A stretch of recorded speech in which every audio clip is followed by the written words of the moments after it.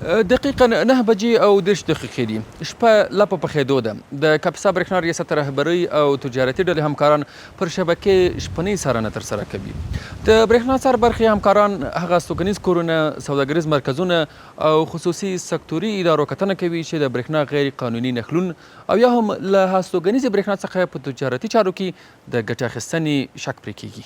د کاپیسا برېښنا رئیس ښاغلی انجینر شیرین آقا فرید وایي د یو ځانګړي میکانیزم له لارې د برېښنا شبکې څار ته رسېدنه کوي او له دې لارې یې د ګڼو سرغړونو مخه نیولي. تقسیم اوقات لرو چې بالخصوص د تجارتي ټیم چې هغې سره نور ټیمونه هم همکار دي د عملیاتي بخش په مختلفو ولسوالیو کې حتی داسې وخت شوي چې سرګروپ د ساحې هم خبر نه وي. موږ هغه ساحه کې ډېرې لاسته راوړنې لرو، که په تګاب ولسوالۍ کې، که عیسی اول کې.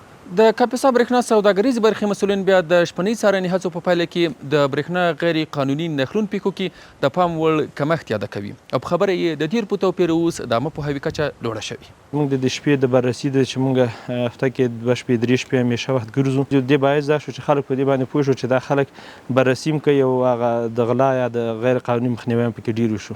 د سیمې اوسېدونکي پر برېښنا شبکې د څار هڅو هرکلی کوي او برېښنا انرژي څخه غیر قانوني بڼه ګټه اخیستنه د اسلامی روحیه خلاف چاره بولی. پیام هممی است که بیشتر استفاده نکنند، برق دزدی نکنند که بتونه 4 تا خانه دیگه هم استفاده کنند. د افغانستان برېښنا شرکت پالیسیو سره سم په غیر قانوني بڼه له برېښنا څخه ګټه اخیستنه جرم ګڼل کیږي او په دې برخه کې له سرغړونکو سره جدي قانوني چلند کیږي.